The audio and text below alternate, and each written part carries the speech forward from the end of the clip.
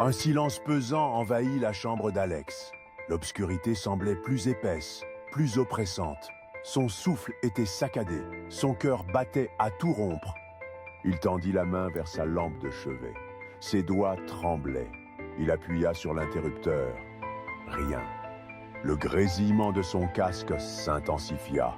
Un souffle rauque, presque imperceptible, s'en échappait. Lentement, il tendit l'oreille. Il n'était pas seul. Un bruit sec résonna derrière lui, comme un pas étouffé sur le tapis. Son corps se figea. Il savait qu'il devait rester immobile, mais l'envie de se retourner le dévorait.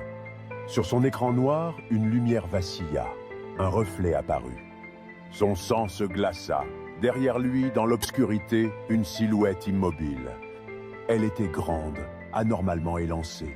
Un murmure s'éleva, glissant comme un frisson glacé sur sa nuque. « Je te vois. » Alex n'osa pas bouger. Un nouveau son surgit du casque. Un rire, déformé, saccadé, résonnant à l'intérieur de son crâne. L'écran de son ordinateur se ralluma d'un coup. Il affichait une vidéo en direct.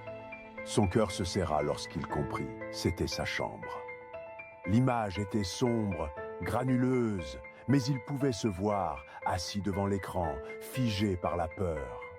Derrière lui, dans la vidéo, une ombre grandissait. Elle n'avait pas de visage.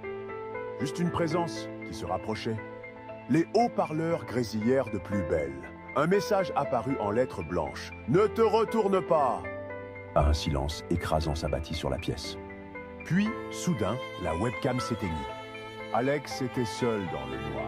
Du moins, c'est ce qu'il espérait encore. Un frisson le parcourut lorsqu'il sentit l'air autour de lui devenir glacial.